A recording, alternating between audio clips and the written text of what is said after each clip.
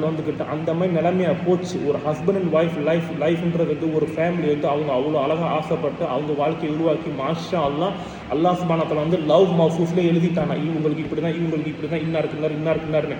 ஆனால் ஒரு தேர்ட் பர்சன்னால வந்துக்கிட்டு அந்த லைஃப் வந்து ஒரு டிஸ்ட்ராய் ஆகிடக்கூடாது. இனிமே அது நடக்கக்கூடாது. இன்ஷால்லா முடிஞ்ச அளவுக்கு இன்றைக்குள்ள காலகட்டத்தில் நம்ம மெச்சூரிட்டியாகவும் அந்த கண்ணியமான உறவுக்கு வந்து நம்ம நல்லபடியாக மரியாதை கொடுத்து இன்ஷால்லா நல்வழியில் செல்றது என்றைக்குமே நம்ம வந்து துவாவும் செய்யணும். நம்மளால் இன்றைக்கி ஒரு அழகான ஒரு கோட்ஸ் ஒன்று இருக்கும். அதாவது நிறைய மூவிஸில் கூட நம்ம பார்ப்போம். அதாவது நம்ம 4 பேருக்கு உதவி செய்யாடி கூட பரவாயில்ல, ஆனால் 4 குடும்பம் கெட்டு போகிறது நம்ம காரணமாகவே ஆகிடக்கூடாது.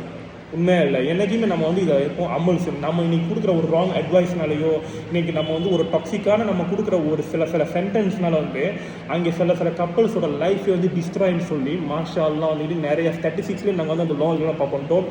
டோன்ட் திங்க் இது வந்து இந்த இஷ்யூஸ்லாம் வந்துட்டு இன்றைக்கி இந்தியாவில் நடக்குது, இல்லை வந்துட்டு ஒரு மலேசியாவில் நடக்குதுன்றதோ இது வந்து